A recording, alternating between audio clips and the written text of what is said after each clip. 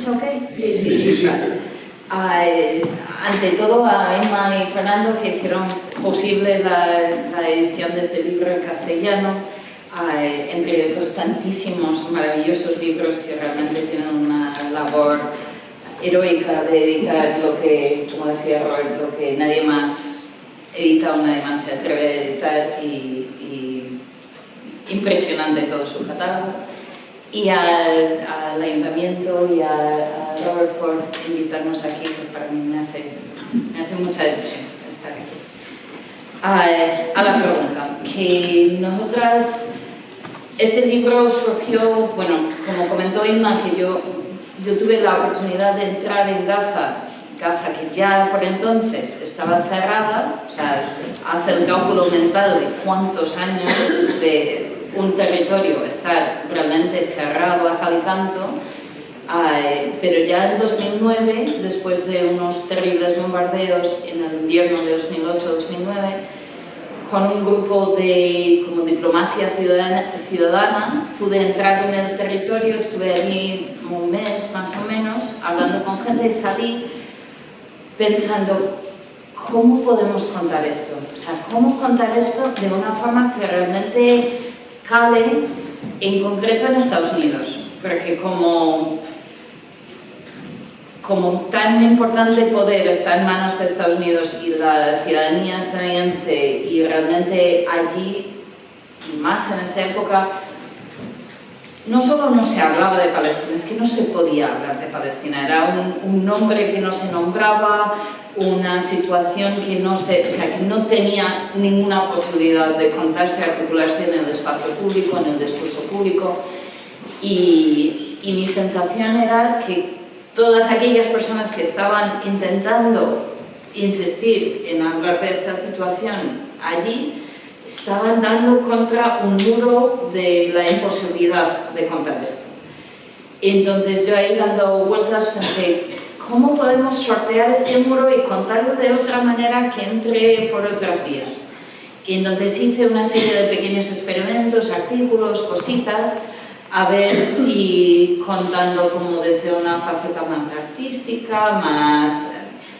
Y mandé publiqué un par de ensayos cortos, artículos, sobre cocina, como partiendo de algún plato, alguna comida que había comido allí, rastreando los ingredientes para intentar contar de una forma amena, fácil, que entrara un poco por la puerta de atrás, la situación allí, porque al final, como todos sabemos, ¿no? El alimento, si tiras un poco del hilo, nos cuenta todo, ¿no? De dónde viene, en qué condiciones, con qué economías, quién lo cocina, cómo sabe cocinar. O sea, al final nos cuenta la ecología del lugar, la economía, la política de las fronteras, del movimiento de productos, del acceso de tal, pero también temas sociales de quién cocina, cuál es la estructura familiar, cómo se transmite estas historias, o sea, las recetas son pequeños trozos de historia viva y que pasan de mano a mano. ¿Cómo funciona esta transmisión en un lugar tan repetidamente violentada, ¿no? Entonces, era un pequeño experimento. Y va y funciona. Y de pronto este artículo tiene como mucha circulación. Y me quedé con esto de que esto hay que ahondar más en ello. Y mientras estaba investigando para hacer este articulillo, una cosa muy modesta, pero rastreando todo el internet, que era otra cosa entonces, estamos hablando de 2009-10, era otro mundo, pero me di que en todo el universo del internet solo había una persona que yo encontraba, por lo menos, que estaba escribiendo algo de comida de Gaza, y eso era una periodista joven de nombre Leila Al-Haddad, gazatí de origen, aunque afincada en Estados Unidos, que de vez en cuando en su blog personal, que os lo recomiendo muchísimo, está en inglés, pero que era un blog que ella empezaba a escribir, ella estaba de periodista en Gaza y por fuera, en fin, pero a la vez que su blog abordaba no su labor periodística, sino todo lo invisible que lo rodea, de intentar criar un hijo, atravesar fronteras, gestionar una familia, afrontar el racismo en Estados Unidos, el escepticismo, no sé qué, la imposibilidad de contar, o sea, toda la parte humana que hay detrás del periodismo. Y de vez en cuando publicaba alguna receta de su madre o de su vecina. Y eran los únicos, el único rastro de recetas que encontraba en internet. La escribí y me estoy liando mucho con esa anécdota que es totalmente innecesaria, pero bueno, para arrancar. La escribí y empezamos a cartear y nos congeniamos muchísimo y he pensado, siempre ha sido mi sueño, Al final escribimos toda una propuesta, un proyecto de que, si se pudiera algún día investigar esto, sería la bomba y podríamos, y como en las nubes, porque no se podía entrar en Gaza, nadie en este momento podía entrar en Gaza, pero elaboramos toda una idea de que, si algún día pudiéramos, haríamos esto. Y de un libro de cocina. Y de pronto ocurrió, no sé si os acordáis, ya fue hace mucho, lo del Mavi Marmara, primer intento de flotilla a Gaza, de nuevo, a hacer los números, cuántos años intentando entrar en Gaza y salir de Gaza. Y Egipto, ante el furor de su población, para un momento abrió la frontera en Rafah y dejaba pasar gente. Y Leila me llamó por teléfono y me dijo, si tú vas en serio y en serio quieres hacer esto, es el momento que no va a haber otro, vamos. Y en un día estábamos en camino y al final nos conocimos en persona, cara a cara, por primera vez ya en Gaza. Y menos mal que nos llevamos bien y congeniamos, porque luego estuvimos 2 meses intensísimos juntas haciendo el trabajo de campo. Y quería enseñar así un poco fotos. Esta es Leila, ahora vamos a escuchar un momento. Esta es Leila entonces, todas han pasado años.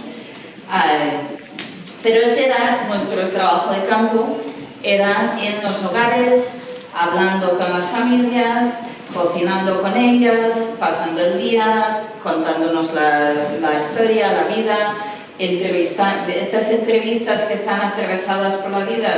Esta me encanta, creo que es Benur, la hija de Leila, ahí jugando en la pila mientras entrevistábamos. O sea, era una cosa muy orgánica, digamos. Esta es Leila con un Ramadán, que era uno de nuestras informantes más maravillosas, un artista de la cocina, sobre todo de pesca y de mar, las antiguas familias de Jaffa, ciudad, la novia del mar, lo llamaban en su día, con una cocina espectacular de pescado y marisco.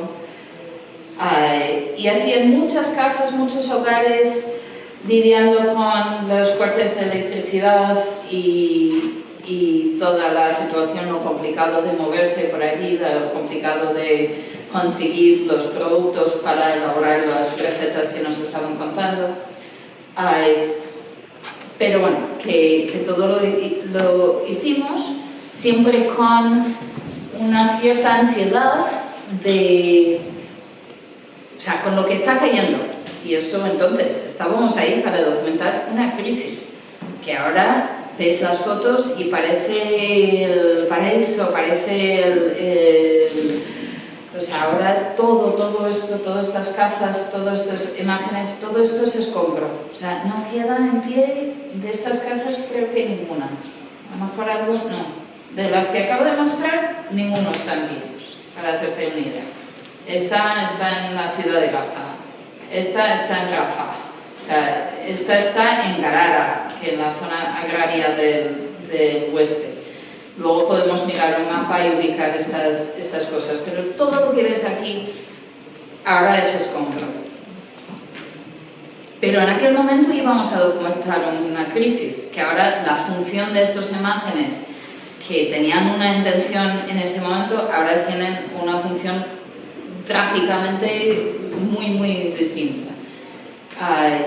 Pero en aquel momento con la crisis que tenían encima, que ahora parece poco, pero ya era, temíamos que ¿dónde vamos hablando de cocina y recetas y tal en un lugar que sufre bombardeos, que está cercado, que está blindado?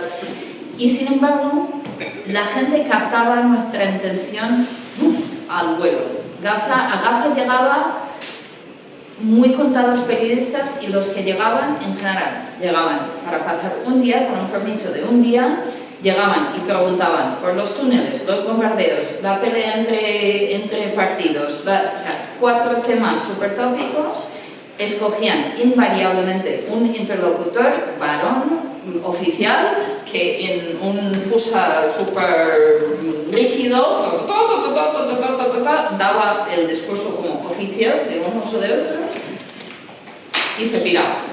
Y el hecho de que nosotras estamos ahí como que no cuentas de bombardeos y de túneles, cuéntame de lentejas.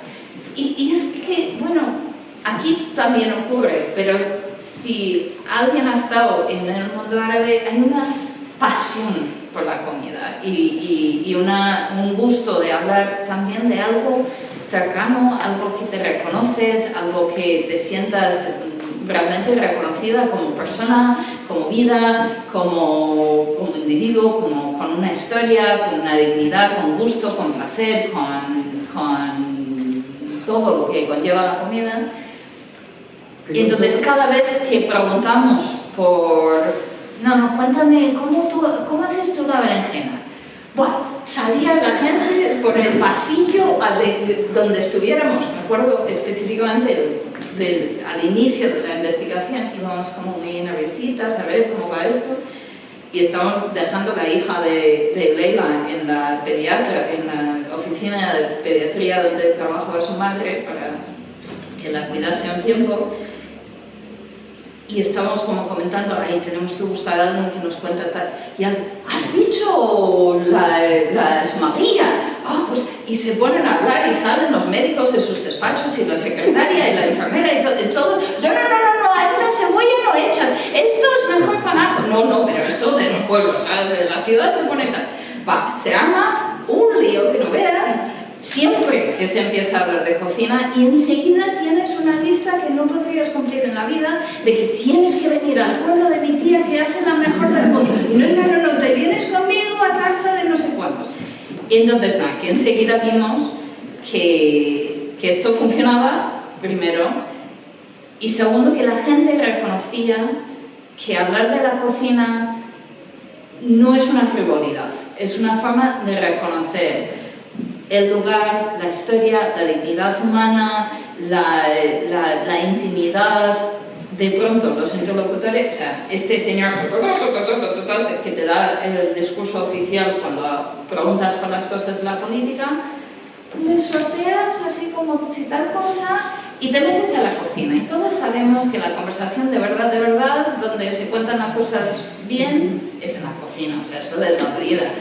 Entonces, en la cocina se habla también de las movidas con el marido, de las cuentas de la familia, hay menuda desgracia lo que ha pasado, no sé, o sea, se cuenta todo lo que realmente mueve la sociedad, además de cocinar y dar recetas y tal. Entonces, para nosotras esto era como ¡ping! Esta intuición inicial que habíamos tenido estaba claro. Y en Estados Unidos, volviendo a cuál era como la función de este libro, funcionó.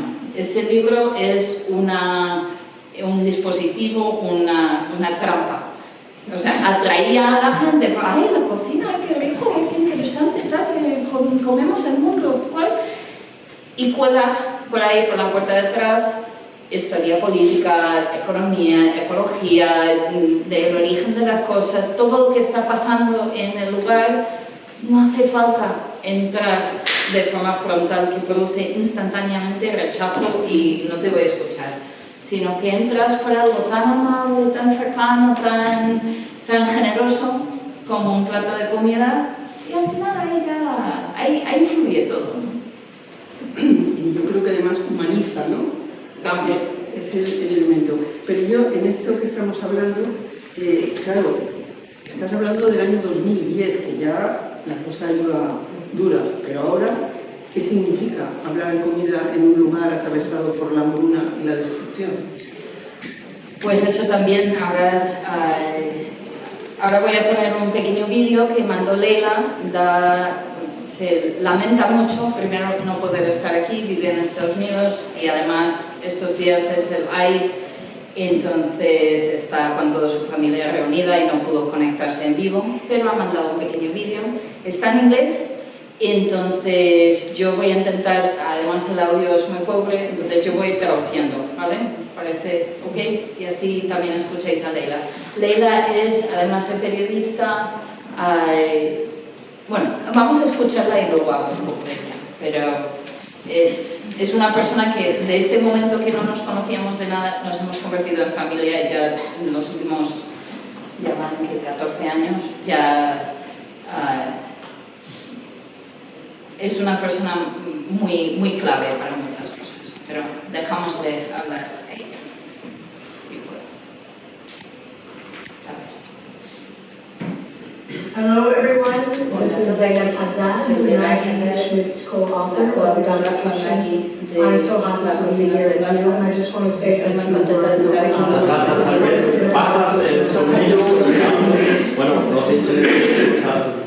Bien, ¿preferís escuchar el inglés o la traducción? La traducción. Vale. Perdona, rebobino un poquito.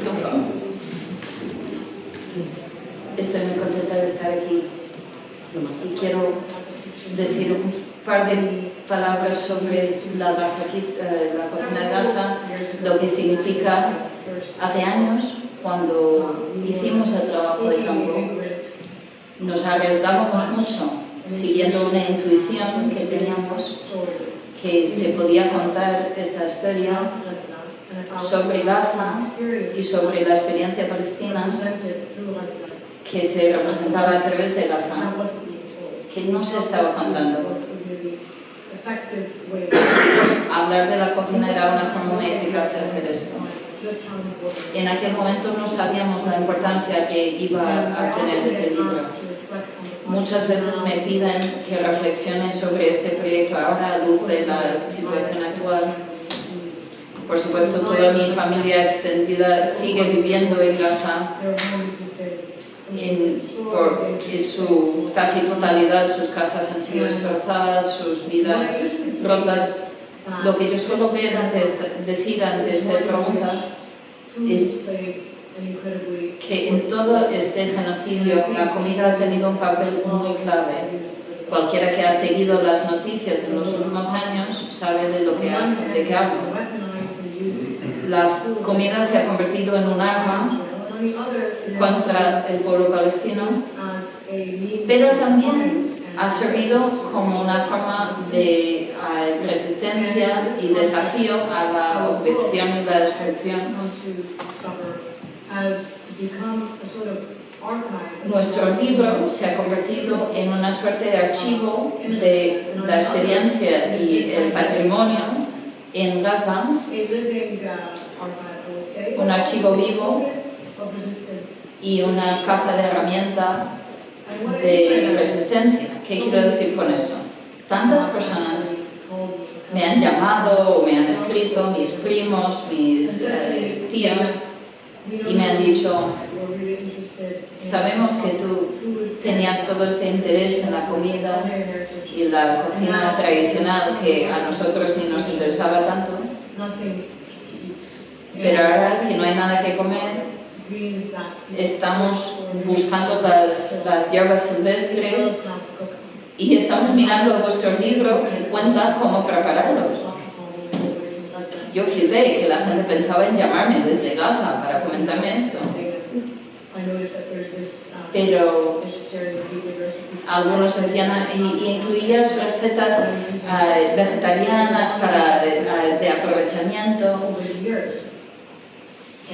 que gente ha ido usando a lo largo de 2 años, pero sobre todo ahora ante la escasez actual, están tirando de estas cosas históricas tradicionales también como una forma de transmitir el conocimiento que no se está transmitiendo ante una situación que está empujando a la gente al borde del colapso. Voy a cerrar con un par de cosas.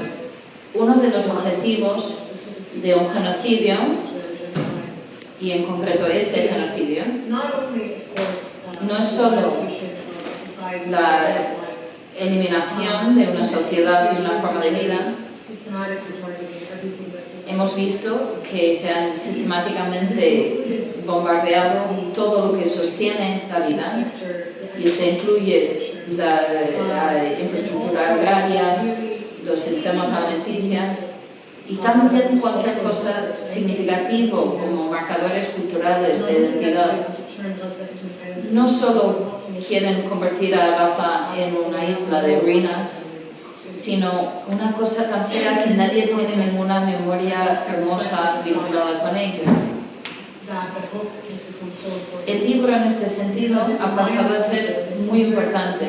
Sirve como un recuerdo, un recordatorio de este momento de tiempo, de estas conversaciones, memorias, sabores que han sido realmente eliminados. Y la gente está luchando para reavivarlas. También muestran estos espacios tan íntimos, tan privados, que durante el genocidio hemos visto todos por Instagram y TikTok cómo se han documentado estos espacios de cocinas, de familias alrededor. Recuerdo una imagen que mandó mi prima en la oscuridad total, donde ella encendía un pequeño fuego para cocinar y se iluminaba en la oscuridad las caras de sus hijos. Hay expectativas porque estaba haciendo unas galletas, unas cakes, con la poca harina y dátiles que podía conseguir. Esto es tan increíblemente importante, poder retener la humanidad que tenemos. Esta es la forma última de la resistencia ante un método que busca erradicar tanto la población como su dignidad y humanidad. Me gusta decir que en un primer momento dedicamos este libro al espíritu humano increíble en Gaza, las mujeres, las cocineras, los agricultores, pescadores. Muchos han sufrido, muchos han fallecido en este genocidio. Entre ellos Ibrahim, de 93 años. Su historia aparece en nuestro libro. Su nieta me llamó después de la destrucción de su casa por un bombardeo israelí y que encontraron entre los escombros una copia del libro con estas hermosas fotos que hizo Maggie de ella.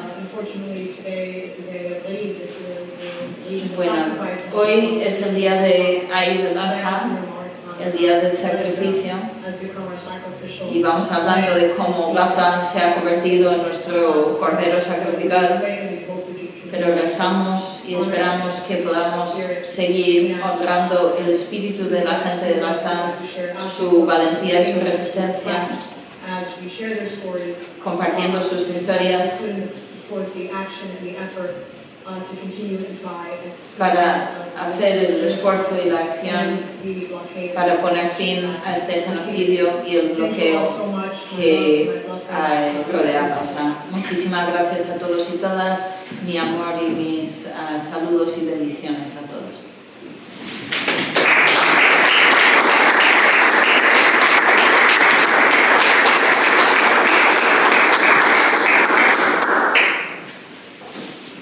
Pues eso, que el Leila lo resume muy bien, no puedo decir mejor, pero yo creo que si preguntamos qué significa hablar de cocina y comida ahora, con todo lo que que hemos visto y lo que sigue dándose en Gaza nos aporta varias cosas. Por una parte, ya entendíamos en 2010, cuando hicimos el trabajo de campo, ya se veía los mecanismos de control y de vulnerabilidad o de dependencia y precariedad que había generado el bloqueo, y que son los mecanismos que han hecho posible provocar en cuestión de pocos días una hambruna en Gaza, como hemos visto, que ya estaba hecha la maquinaria para poder hacer esto y era sencillamente una cuestión de apretar las tuercas. Y ya lo veíamos, ya lo contábamos nosotros y otros muchos en aquel momento. Entonces, entender cómo ha sido posible esto, cómo se ha armado, y entender cómo se ha convertido la comida, el alimento, en un arma contra la población. Pero por otro lado, como también señala Leila, entender cómo la comida ha quedado y las recetas y la cocina, y no solo la comida, las calorías que mantiene vivo una persona de día a día, sino la cocina como arte, como gusto, como algo que se comparte, como algo que transmite gustos y historias. Cómo esto ha servido como una herramienta de resistencia y de dignidad por excelencia en todo este periodo del horror. Muchísimos vídeos, imágenes y relatos circulando de familias sacando de las pocas cosas que podían contar algo no solo que alimenta y mantiene vivo el cuerpo, sino que mantiene vivo un poco también la dignidad y el alma. Entonces, la comida como arma, pero también la comida como resistencia, y luego, como señala Leila, la comida como recuerdo y como vínculo a un pasado que hace posible imaginar un futuro y una permanencia en una situación en la que es dificilísimo imaginar qué esperar a esta población. No sé, de todo esto, cada una de estas cosas se puede hablar largo y tendido, pero bien, yo tenía aquí una pregunta de por qué habéis enfocado el estudio en casas particulares, y ya creo que lo has desarrollado bastante, quizá puedes incluso incidir a lo mejor, aunque sea a través de imágenes de donde estuvisteis haciendo las entrevistas, y lo que recuerdo esa primera imagen que has puesto, la de sujetando la luz, que tiene que ver, claro, con los cortes de luz. Es una foto que me parece estupenda, pero que indica efectivamente estás cocinando sujetando tú el fluorescente porque no hay luz. Pero es que en eso aún había algo de luz, pero hasta ahora prácticamente no hay ni 2 horas de luz, si es que hay. Sí, si es que tienes una vivienda en la que podría haber luz, ¿no? Que exacto, quedan es pura ruina. En efecto, sí. Nosotras optamos por, como mencionaba Emma, ¿no? Que hay una cocina palestina de restaurantes, que es, ahora poco, pero de siempre, de antes, pues los falafel, los kebab, el hummus, el bauganoush, el pollo asado, las cosas que se comen en restaurantes, sean más de mantel o sean más puestos callejeros, son las comidas que se conocen aquí como cocina árabe, cocina libanesa, que cubren un poco toda esta zona del Levante árabe, ¿no? Lo que no se ve nada y lo que rara vez se conoce y rara vez se documenta es la cocina en el interior de las casas. Es curioso, hay como una diferencia muy clara entre cocina hecha por hombres en el espacio público y cocina hecha por mujeres en el espacio íntimo.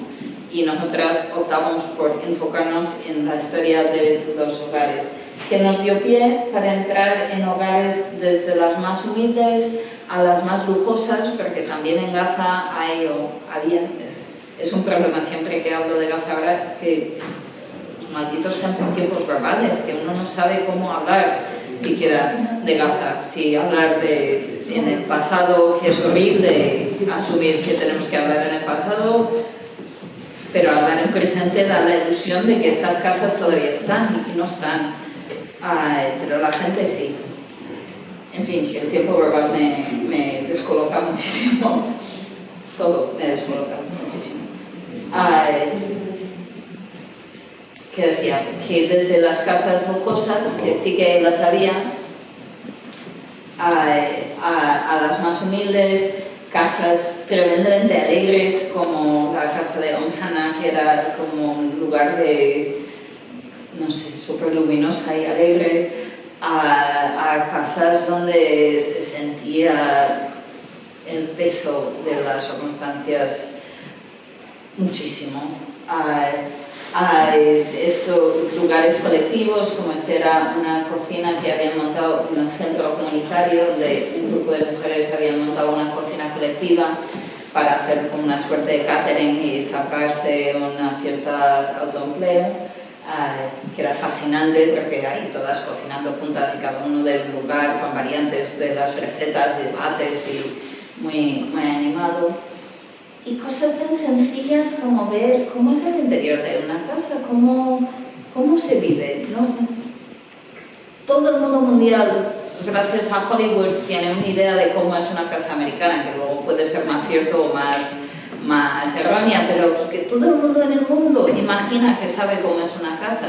Pero ¿dónde habéis representado la pila de la cocina o la colada tendida o estas cosas en Palestina? Entonces, humanizar a una población pasa por entender las cosas más cotidianas, más banales y más cercanas al final.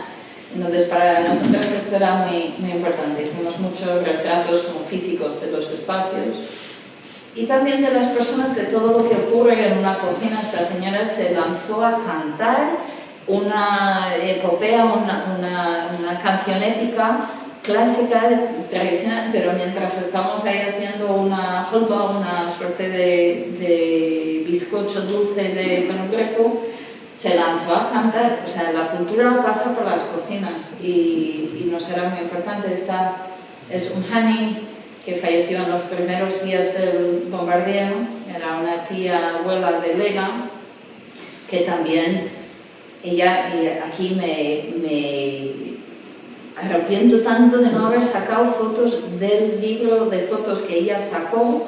Mientras estamos hablando de recetas y cocinas y tal, ella sacó un libro de fotos y estamos ahí todos mirando las fotos de ella y sus hermanas, todas en minifaldas, en los años 60, para aquí, para allá. O sea, como esta intimidad y las transformaciones con el tiempo político, personal, esta riqueza solo lo captas en los hogares y da cuenta de la complejidad de la vida, de la complejidad de un lugar que para nada encaja o se limita a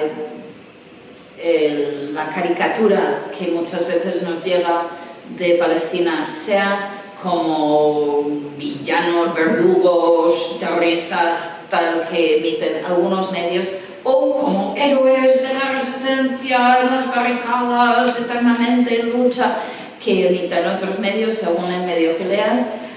Eso nos habla de una humanidad como mucho más compleja, mucho más matizada, mucho más con todas sus ambivalencias, complejidades y no terminó humanidad.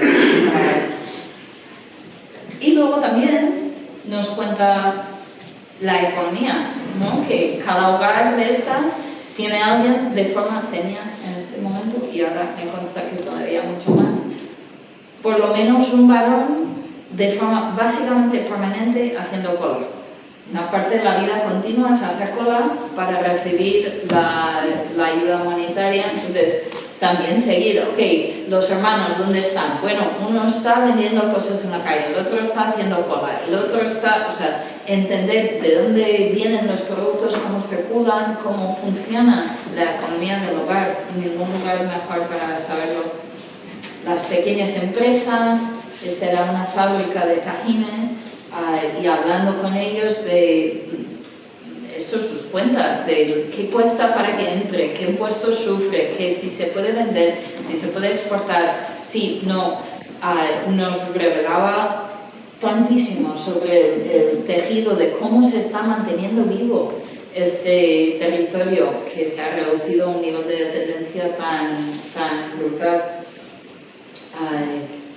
Bueno, yo puedo seguir, pero te voy a dejar que... Vamos a ir, no sé cómo llevamos de ¿Cómo vamos de tiempo? Sí, vale. Bueno, pues, o sea, esto es el libro, lo que estamos hablando. Pero lleváis un tiempo, tú y Laila, perdón, pues, pasos adelante y retrocesos, etcétera, planteándoos como una nueva edición del libro. ¿Por qué? ¿Qué bases? ¿En qué se modificaría? ¿O qué se aportaría mejor? Pues insisto, este libro se editó inicialmente en inglés en Estados Unidos y el editorial allí nos ha pedido que hagamos una versión actualizada. Bueno, también nosotras teníamos esta inquietud de afrontar el horror de los últimos años. O sea, nos sabe raro seguir promoviendo este libro que queda como un instantáneo de un momento, pero también un retrato de un lugar que ha cambiado tan horrible y tan violentamente. Entonces,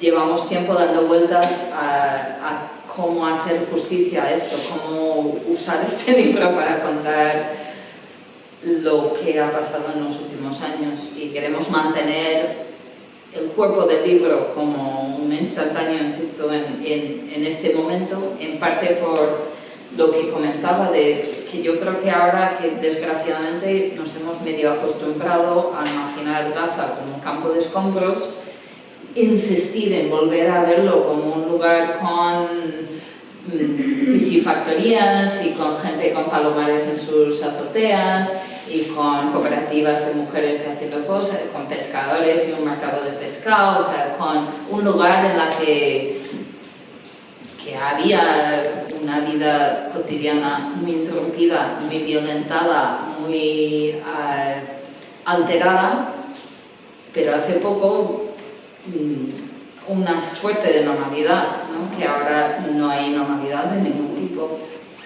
Y queríamos contar también las peripecias de la gente de supervivencia. Queríamos honrar los que han fallecido, los lugares que ya no son lugares, son escombros, sueñan con ser lugares. O sea, no hemos de olvidar el deseo de reconstruir, el deseo de volver, el deseo de no renunciar, la insistencia en no renunciar, pero también la situación va siendo la que es. Y también la heroicidad increíble de la gente que han montado comedores sociales. O sea, una historia de una familia que... Voy a saltar adelante un poco, solo para poner una cara. Estas son bastante como que han tenido cierta cobertura de prensa, pero este es Mahmoud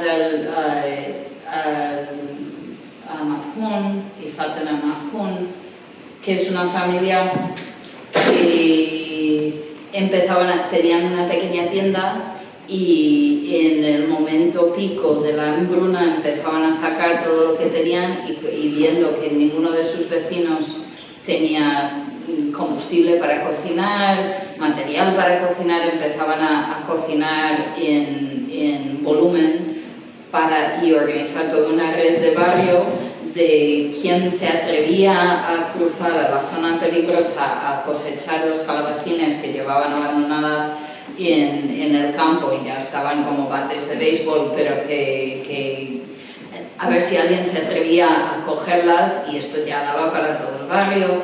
Y otro que si en volumen se podía comprar, y tirando de un hermano que vivía en Estados Unidos, que empezó un crowdfunding inicialmente entre palestinos cercanos para buscar dinero y canalizarlo a través de esto para poder comprar y tal. En fin, que armaron inicialmente un pequeño comedor en su barrio y luego desde entonces han ido ampliando y ayudando a montar otros comedores, y lo que dijo el hermano en Estados Unidos era que ellos pensaban que nos podían matar de hambre mucho antes, pero claro, no contaban con tantos humanitarios espontáneos, ¿no? Y estos comedores y estas pequeñas historias de ayuda mutua y de sacarse adelante entre la gente ha sido lo que ha mantenido esta población con vida.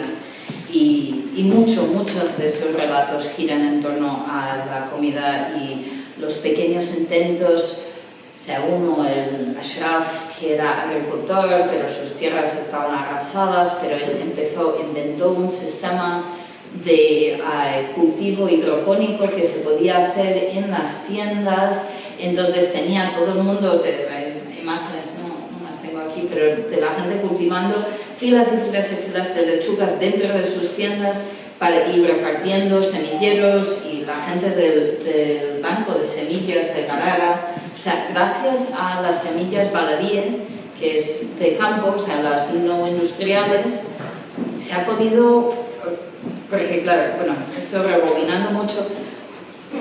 El problema en Gaza es que se ha producido artificialmente a lo largo de los 15 años del bloqueo una dependencia tan absoluta sobre la ayuda humanitaria por una parte, la agricultura industrial con todos sus insumos por otro, de modo que cerrando el grifo ya se podía como parar la población, o sea, parar el flujo de alimento casi completamente. Gracias a que algunos campesinos y en concreto muchos grupos, lo que llaman terrenos agrarios periurbanas, que quiere decir básicamente azoteas, descampados, como estos chicos que mostré que montaron una piscifactoría en un descampado que claro no tenía luz, y en donde se invitaron a todos los chicos del barrio a bajar, a salpicar y chapotear como locos en el agua para airear y oxigenar el agua y mantener vivos los peces. O sea, un nivel de ingenuidad en los pequeños espacios intermedios, y en estos territorios mantenerles semillas. O sea, semillas, si la comida ya cuenta historia, la semilla es un viajero en el tiempo, no sé, es el cúmulo de cientos y cientos y cientos de años de adaptación a un territorio súper concreto. Y si Monsanto ya nos vendía las semillas y a los grandes suministros de productos agrarios ya no podían entrar, la gente había guardado unas semillitas del tipo de sandía que cultivaba el abuelo, que no es tan superproductivo como para la exportación como las que se vendían en el suministro, pero se cultivaba en secano, sin riego, sin fitosanitarios de ningún tipo. Entonces, estas semillas que la gente tenía guardado en algún cajón eran la salvación y siguen siendo la salvación de esta población. Y en estos tiempos la verdad es que yo creo que tanto que tenemos que aprender de Gaza, o sea, la gente es muy piedosa, ¿cómo salvamos a Gaza? Tenemos que aprender de Gaza, porque maquinaria de dependencia que ha apretado de una forma tan directa, tan acuciante, tan brutal, si miramos un poco bien, nos tiene a todos. O sea, y ahora según cierran los estrechos de Hormuz y empezamos a flipar con el cambiante precio de los abonos y el acceso al fósforo y tal, todos estamos en Gaza, salvando las muchas distancias, y bien haríamos de aprender de estas pequeñas medidas de atesorar lo local, atesorar las microeconomías de sostenibilidad local que han mantenido vivo estos mecanismos de apoyo mutuo que han permitido alimentar esta población. O sea, Gaza nos tiene tanto que contar de cómo sobrevivir básicamente el apocalipsis, ¿no? O sea, en Gaza ha pasado lo peor que se puede imaginar y resulta que al día siguiente hay que hacer el desayuno, ¿no? O sea, que la vida sigue y sigue y sigue y sigue, y hablar con estas mujeres, sobre todo, que están sacando adelante la vida en estas circunstancias, es